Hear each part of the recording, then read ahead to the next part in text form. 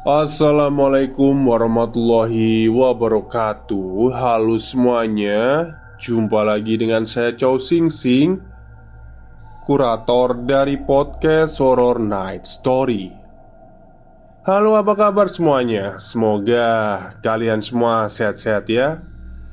Dan seperti biasanya pada malam hari ini saya kembali dan akan menghadirkan sebuah kisah mistis untuk kalian semua.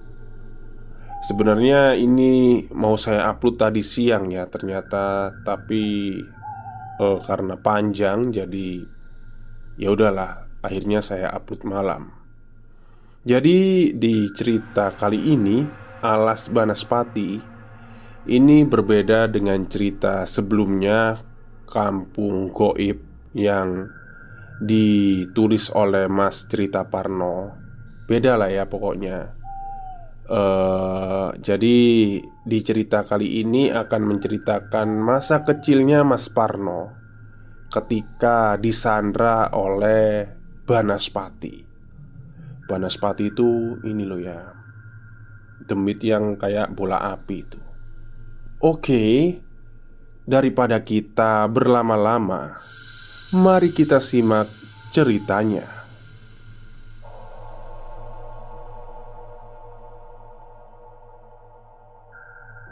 Alas Banaspati merupakan sebuah nama di tempat yang ada di desa saya, di mana di tempat ini saya pernah mengalami langsung sebuah kejadian mistis yang masih terekam jelas dalam memori ingatan saya sampai sekarang. Waktu itu siang hari, saya dan bapak mencari belalang untuk lauk makan di kebun-kebun dekat rumah warga. Satu persatu pohon kami susuri dengan teliti untuk menemukan belalang yang biasa bersembunyi di balik daun atau batang pohon. Hingga hari menjelang sore, hasil tangkapan belalang yang kami dapat gak seberapa. Karena menyerah, akhirnya kami memutuskan untuk pulang saja. Dalam perjalanan pulang, bapak mengajak saya untuk melanjutkan pencarian belalang malam nanti. Saya pun menyanggupi. Kegiatan mencari belalang di waktu malam biasa dilakukan warga desa kami. Sebab saat malam hari belalang lebih mudah dicari dan ditangkap. Sesampainya di rumah, saya lanjut memberi pakan hewan ternak, kemudian mandi. Hari mulai gelap. Saya, bapak, dan kakak pertama saya mulai menyiapkan peralatan yang akan kami pakai untuk mencari belalang. Setelah selesai, kami lanjut makan malam bersama sekeluarga. Selepas sholat Isya, saya, bapak, dan kakak pertama mulai berangkat mencari belalang ke daerah perkebunan yang ada di ujung desa. Berbekal lampu petromak dan senter, kami mulai perjalanan yang jaraknya kurang lebih 30 menit dengan berjalan kaki dari rumah. Di jalan menuju lokasi, kami bertemu dengan beberapa warga yang juga ingin mencari belalang. Kami pun berjalan bersama sambil ngobrol-ngobrol agar suasana tidak sepi. Sesampainya di lokasi, kami pun berpencar. Saya bersama bapak mulai mencari dari pohon ke pohon di satu area kebun. Sedangkan kakak saya mencari di area kebun yang lain. Baru beberapa saat, hasil tangkapan sudah lumayan banyak. Sesekali bapak berteriak memanggil nama kakak saya untuk memastikan keberadaannya. Kakak pun menjawab dengan teriakan. Begitu seterusnya. Itulah cara kami memberi sinyal keberadaan satu sama lain. Kami terus mencari dari satu area ke area yang lain Hingga semakin lama penyusuran kami mulai masuk ke sebuah kawasan hutan yang kami biasa menyebutnya Alas Banaspati. Ya, memang terdengar aneh, tapi memang benar itu namanya. Konon kata bapak saya, alas ini dulunya adalah sebuah hutan yang dihuni banyak demit banaspati atau hantu api terbang. Kejadian-kejadian misterius dari kebakaran hutan, orang hilang, hingga banyaknya saksi mata yang melihat langsung penampakan banaspati ini. Mungkin itu yang menjadi sebab hutan ini dinamakan Alas Banaspati. Tapi itu semua hanya cerita versi bapak saya saja. Untuk kebenarannya, saya sendiri kurang paham. Sebab sejak saya kecil belum pernah sama sekali mendengar kabar aneh tentang hutan ini, kecuali cerita dari bapak saya sendiri. Ketika saya dan bapak mulai memasuki kawasan alas ini, bapak hanya berpesan, "Ojo mencar lo yo, ojo misuh, nek weruh barang ojo melayu." Atau jangan berpencar jauh, jangan bicara kotor, terus kalau lihat sesuatu jangan lari. Itulah kata bapak saya. "Nggih pak," jawab saya. Awalnya sih saya biasa saja, tidak ada perasaan takut sama sekali. Hanya agak was-was dengan binatang-binatang malam. Soalnya tempatnya banyak semak belukar dan rumput liar. Ditambah hawanya yang sangat pengap dan karena ada banyak pepohonan jadi agak gelap. Tapi karena banyak belalang di tempat ini, hal itu membuat saya tidak begitu memperdulikannya. Semakin lama kami semakin masuk ke tengah hutan. Teriakan demi teriakan memberi sinyal keberadaan satu sama lain lebih sering terdengar. Hingga sampailah kami di sebuah area tanah lapang yang ada di tengah hutan. Di area ini terdapat satu pohon jati tua yang sangat besar yang posisinya tepat berada di tengah-tengah. Warga desa kami biasa menyebutnya dengan jati urip. Bapak mengajak saya berhenti untuk menunggu kakak saya serta warga yang lain. Beberapa saat kami menunggu, belum juga ada yang datang. Karena merasa jenuh, saya pun berkata pada bapak, "Duluan aja pak, biar pada nyusul nanti." "Hush, nggak boleh, harus sama-sama," jawab bapak setelah mendengar kalimat dari saya. Dan saya pun menanyakan kenapa begitu alasannya. Bapak pun mulai bercerita tentang tempat ini. Beliau mengatakan bahwa di area ini, tepatnya di pohon jati tua yang ada di tengah itu, pohon itu dihuni oleh Raja Banaspati.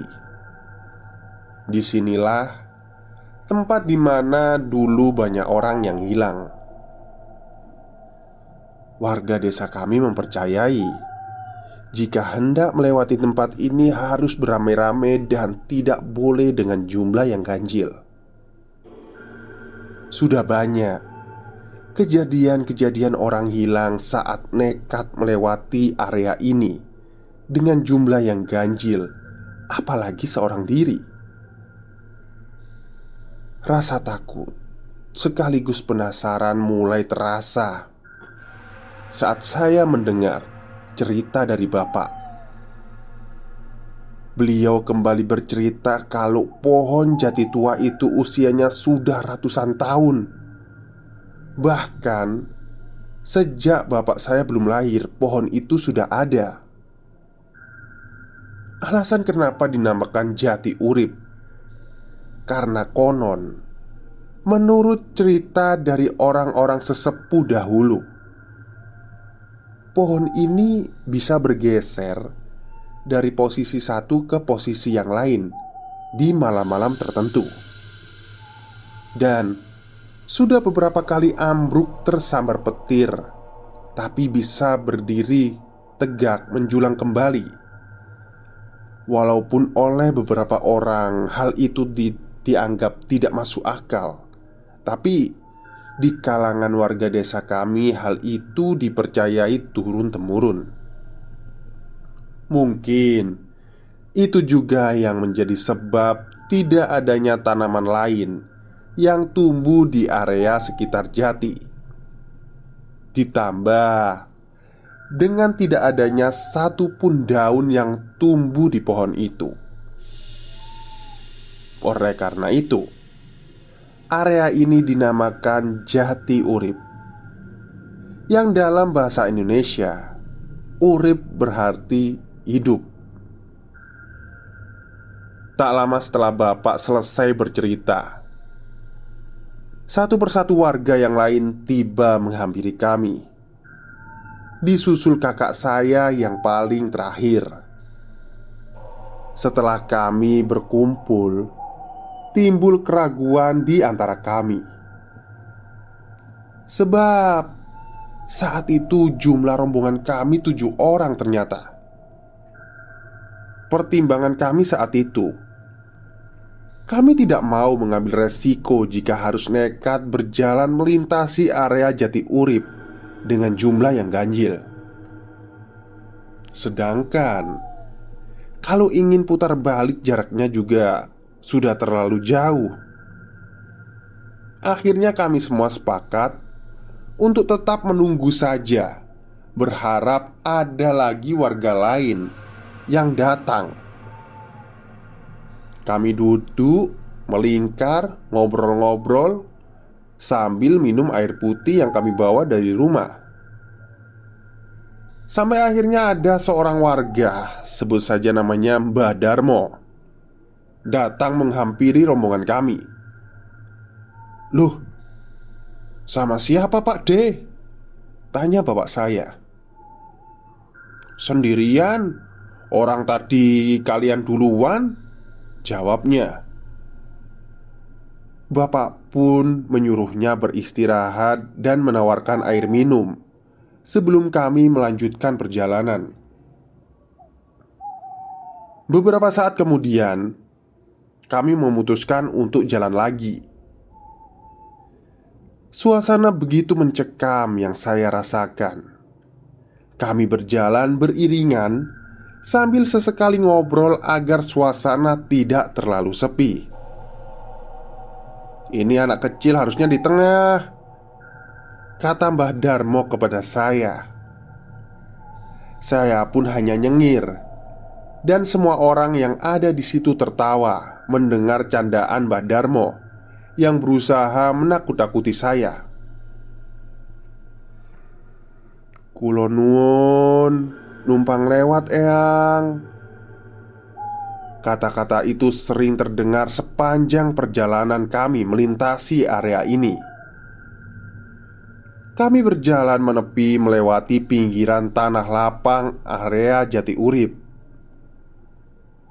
Sisi sebelah kanan kami adalah semak belukar yang sangat lebat. Pohon-pohon tinggi yang seolah menjadi pagar kawasan ini. Saat sudah setengah perjalanan, langkah kami berhenti. Kami semua melihat ada cahaya api kecil, seperti obor menyala tepat di ujung jalan yang akan kami lewati. "Sek, berhenti dulu," kata bapak saya yang kebetulan posisinya paling depan. "Kenapa?" kata Mbak Darmo. "Dipastikan dulu Mbah, itu beneran orang atau setan?"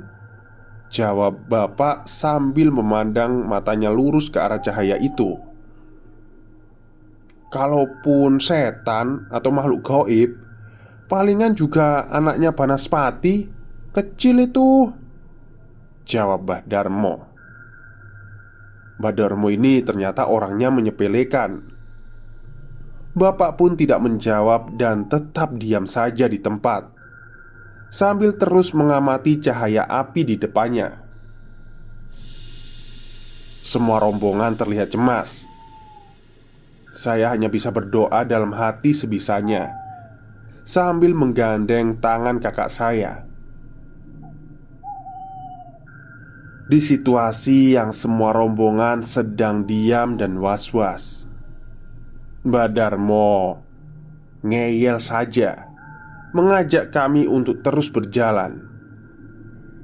Kami semua tetap diam, tidak menggubris omongan Mbah Darmo, dan tetap fokus dengan nyala api yang ada di depan. Beberapa saat kami amati cahaya api itu berjalan mendekat ke arah kami. Kakak saya mencoba memastikan dengan mengarahkan sorot lampu senternya. Tiba-tiba, blar! Suara letupan terdengar, diiringi percikan nyala api yang seketika membesar. "Astagfirullah, Gusti Allah, Gusti Allah!" teriak kami semua. "Hop, hop, hop! Jangan lari! Jangan lari, nyebot, nyebot!" kata bapak saya menenangkan. Karena saking takutnya, saya pun menangis sambil menutupkan wajah di badan kakak. Lalu kakak saya memeluk saya dengan menenangkan saya.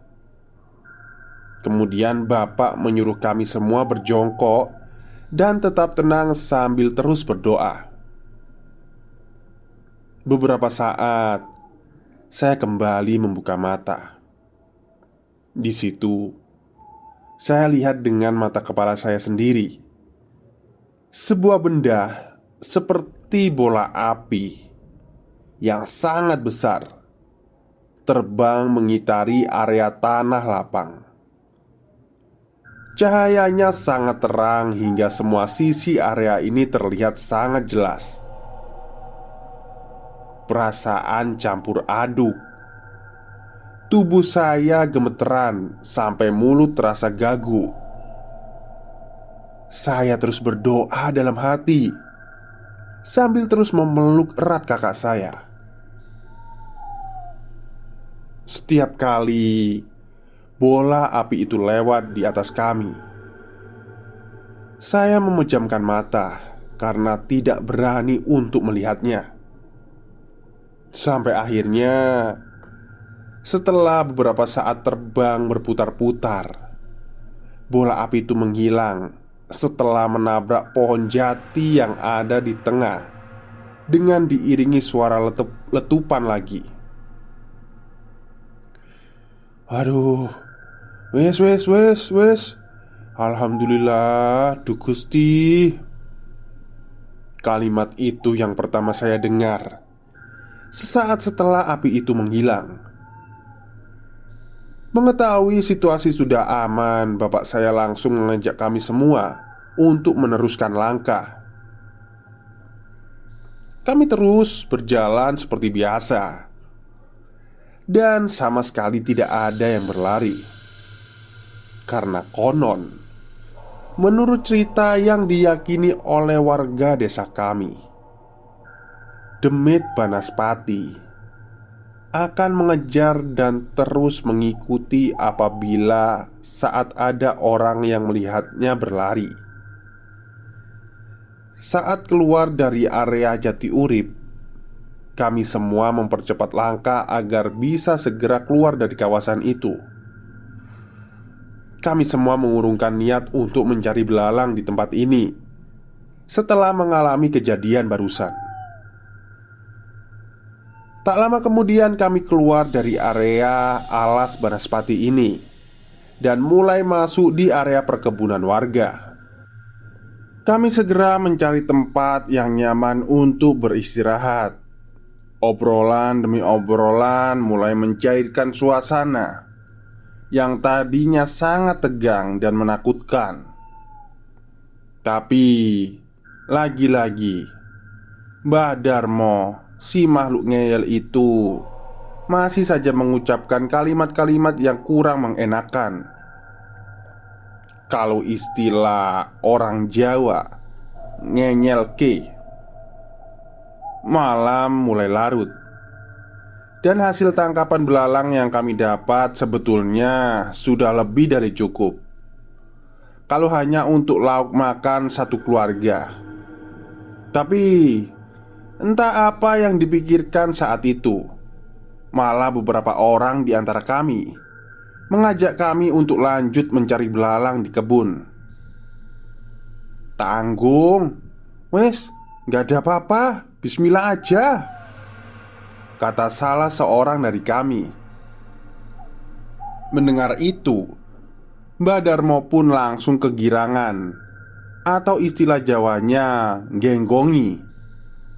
Dan kala itu entah apa yang dipikirkan oleh bapak saya, beliau pun tertarik dengan ajakan itu. Akhirnya kami memutuskan untuk mencari belalang lagi di area perkebunan. Kami mulai berpencar. Saya dengan bapak berjalan memasuki area kebun jagung. "Pak, pulang aja yuk. Saya takut," kata saya kepada bapak. "Udah, nggak apa-apa. Di sini aman kok," jawab bapak. Saya sangat kesal mendengar jawaban bapak. Tapi mau gimana lagi? Nggak mungkin kan saya pulang sendirian.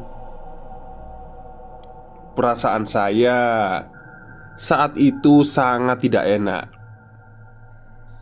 Bayang-bayang makhluk api tadi membuat saya sangat cemas. Saya terus diam saja sambil berjalan mengikuti bapak dari belakang. Saya menoleh, dan bapak menoleh ke arah saya. Kemudian bertanyalah dia, "Kamu beneran takut?" tanya bapak. Saya hanya mengangguk sambil menahan air mata saking takutnya.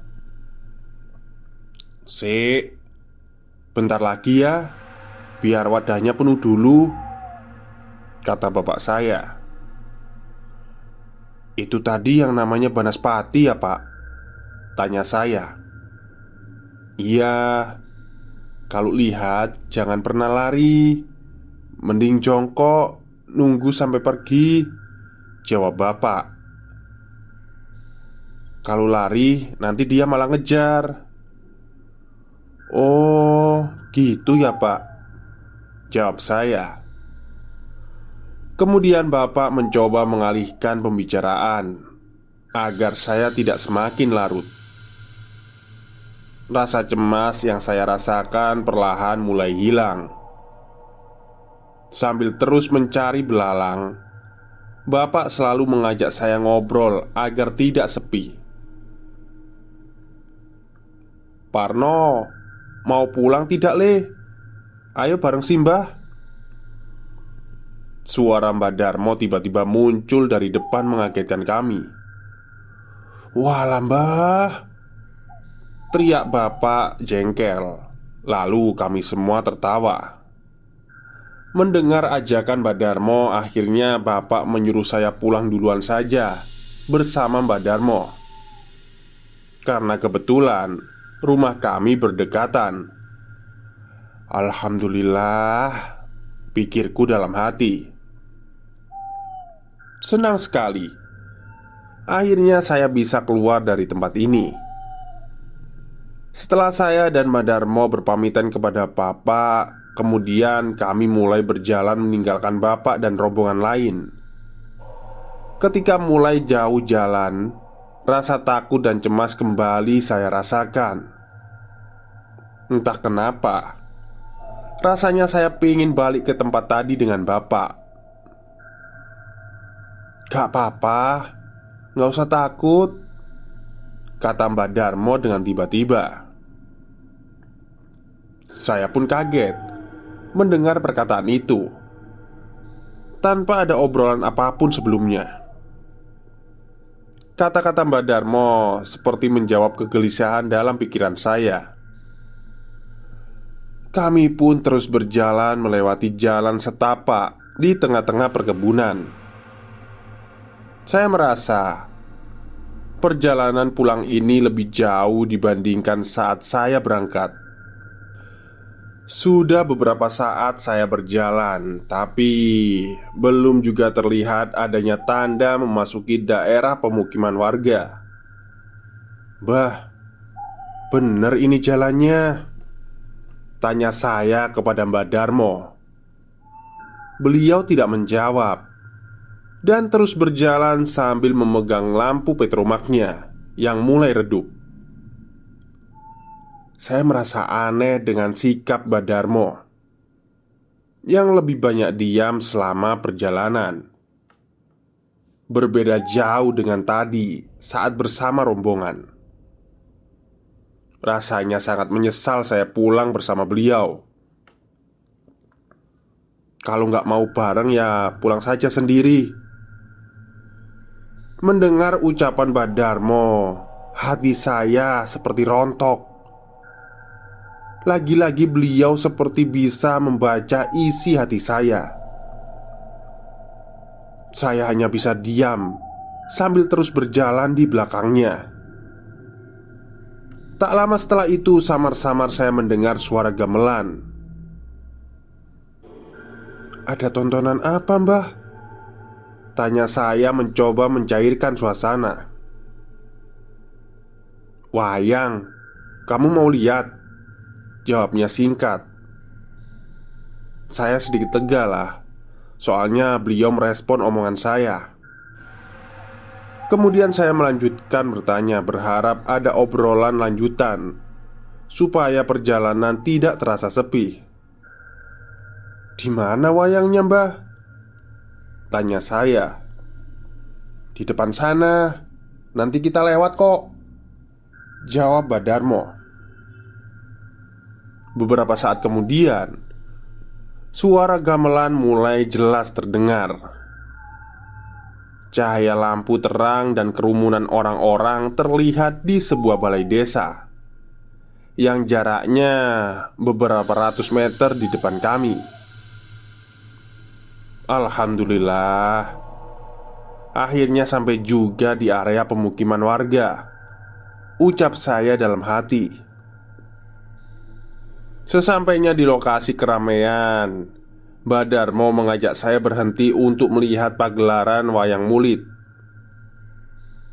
Kami pun mulai mencari tempat yang nyaman untuk duduk dan mulai menonton. Saat kami menonton, saya merasakan ada hal yang aneh. Tempatnya terasa sangat asing bagi saya. Karena penasaran, akhirnya saya bertanya kepada Mbak Darmo, "Mbah, ini di balai desa mana sih?" tanya saya. Mbak Darmo hanya melihat ke arah saya sambil tersenyum. Melihat respon Mbak Darmo, saya pun kembali diam. Lalu saya coba melihat ke arah orang-orang yang berada di sekeliling saya. Keanehan semakin terasa saat saya melihat semua orang yang ada di sini hanya diam, dengan pandangan mata kosong dan wajah pucat. Saya merasakan ada yang tidak beres di tempat ini. Saya sangat cemas dan hanya bisa diam sambil berpikir bagaimana caranya saya cepat pergi dari tempat ini dan pulang ke rumah. "Tunggu sebentar ya, Mbah mau pipis dulu," kata Mbak Darmo. Saya pun hanya mengangguk. Saat Mbak Darmo beranjak dari tempat duduknya, saya mencium ada wangi bunga yang baunya sangat menyengat, membuat seluruh badan saya merinding. Saat itu, saya mulai sadar bahwa saya sedang tidak baik-baik saja. Saya mulai memejamkan mata. Ya Allah, jika sekarang adalah saatnya aku menghadapmu, semoga kau pertemukan ragaku dengan sanak keluargaku. Sesaat setelah selesai berdoa dan masih dalam posisi terpejam, suara gamelan tidak lagi terdengar. Bayang cahaya terang lampu yang menembus kelopak mata menjadi gelap.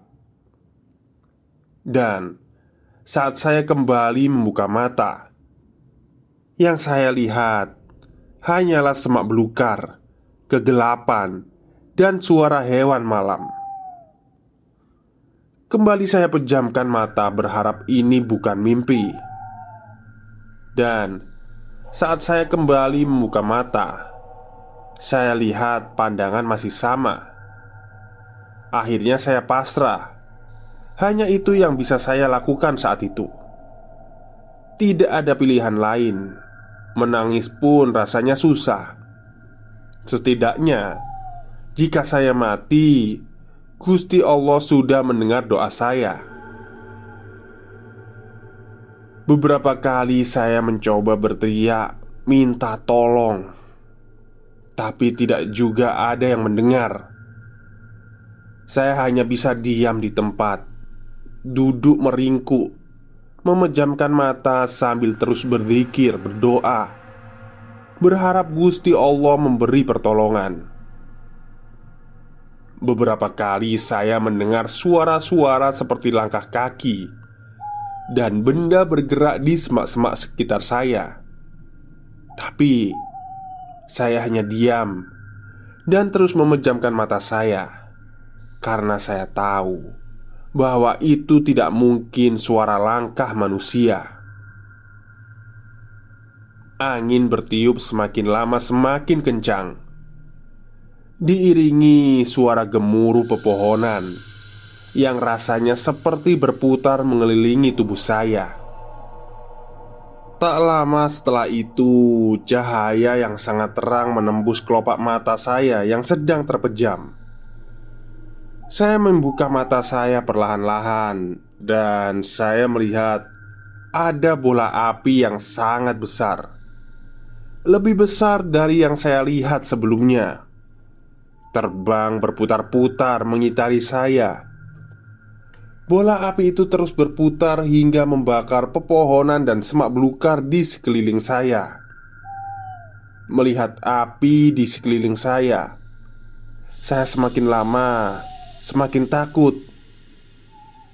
Saya kembali meringkuk, memejamkan mata dan menangis sambil terus membaca doa. Hawa panas dan asap tebal semakin lama semakin terasa mendekat ke arah tubuh saya.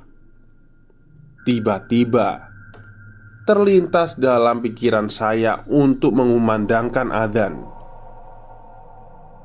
Jika nanti raga saya jadi abu dan tidak diketemukan, setidaknya saya sudah mengumandangkan adzan untuk diri saya sendiri, pikir saya saat itu.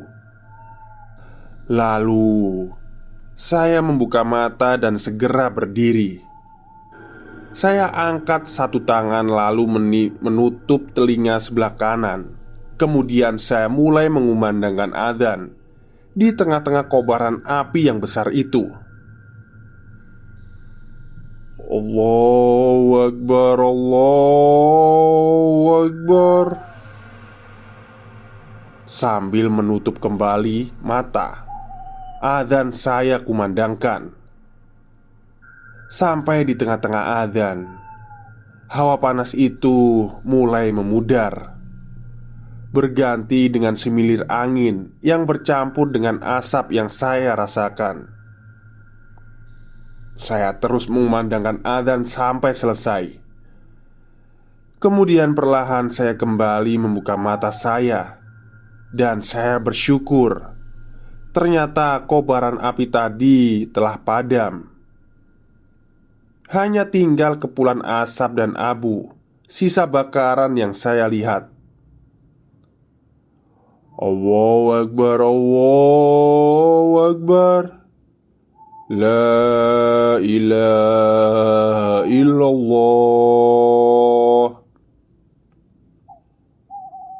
Kalimat itu terus-menerus saya ucapkan sambil saya bersyukur. Saat saya bersujud, samar-samar saya mendengar ada suara adzan dari kejauhan. Harapan saya mulai muncul ketika saya mendengar suara adzan itu.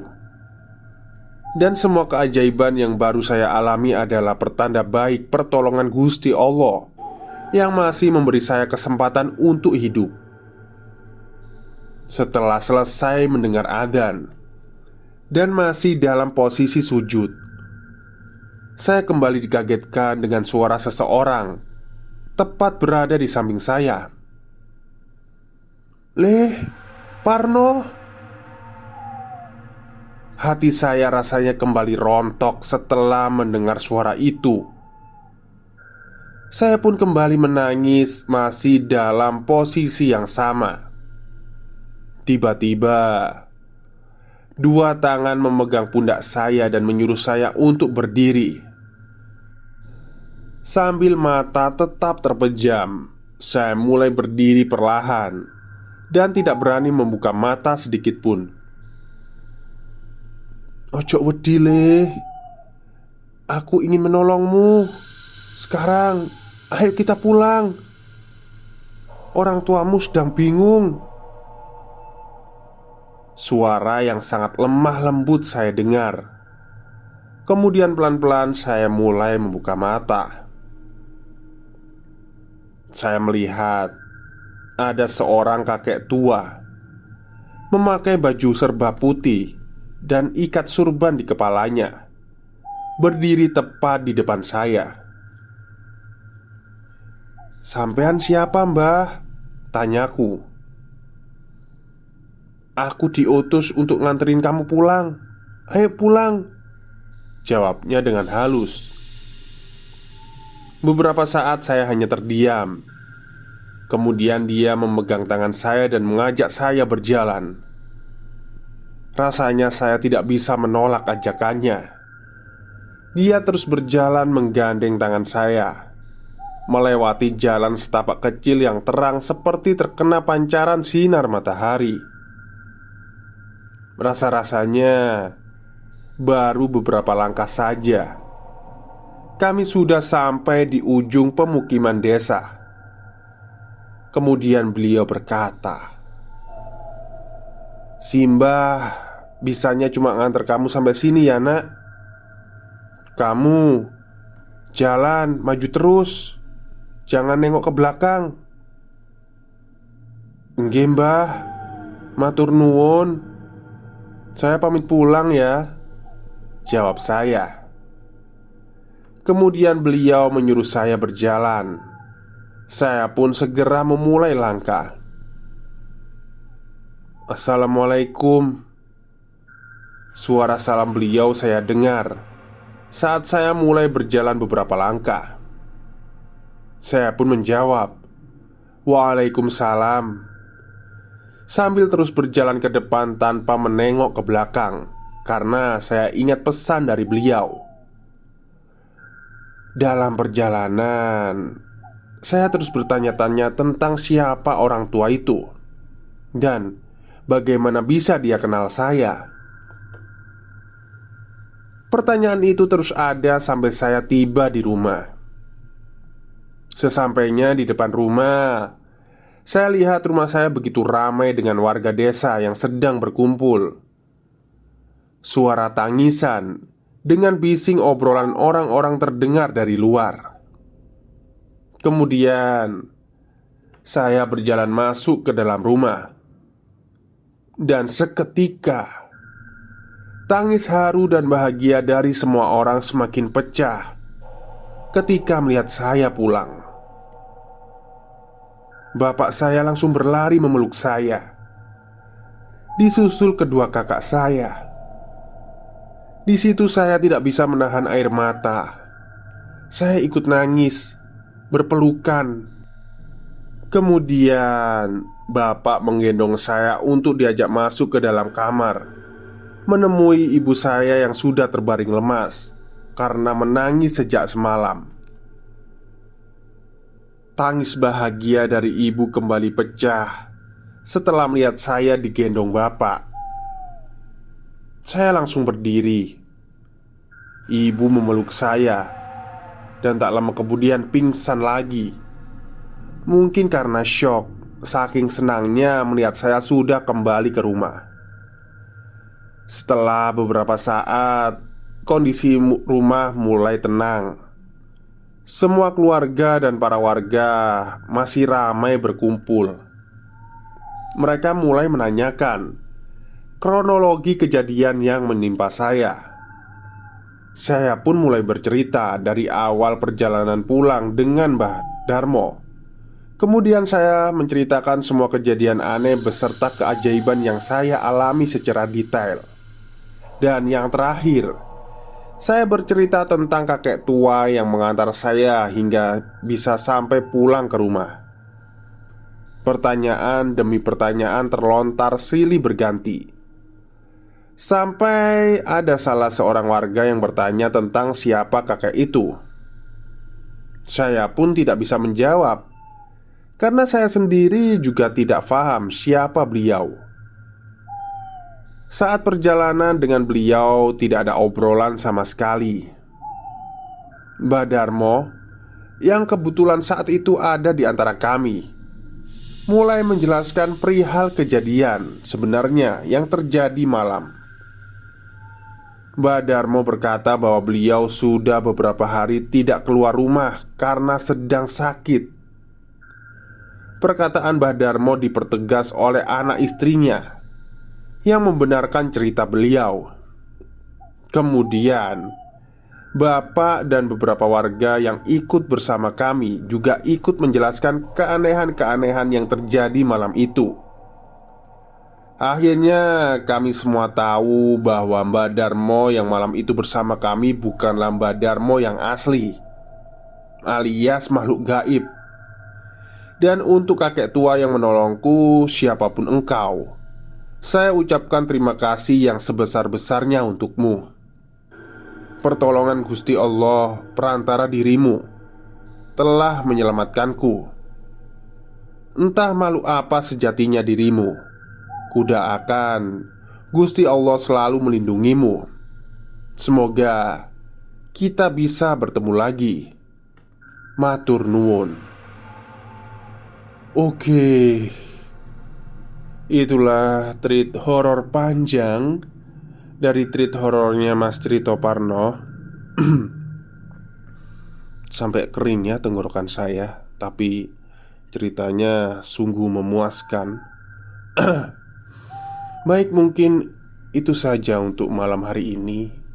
Dan ada pengetahuan baru tentang hantu Banaspati atau demit Banaspati ya. Jadi kita ketika bertemu dengan Banaspati itu lebih baik jongkok dan ya udah nggak usah lari gitu. Jongkok dan berdoa saja. Oke, mungkin itu saja cerita untuk malam hari ini. Semoga kalian suka. Selamat malam dan selamat beristirahat.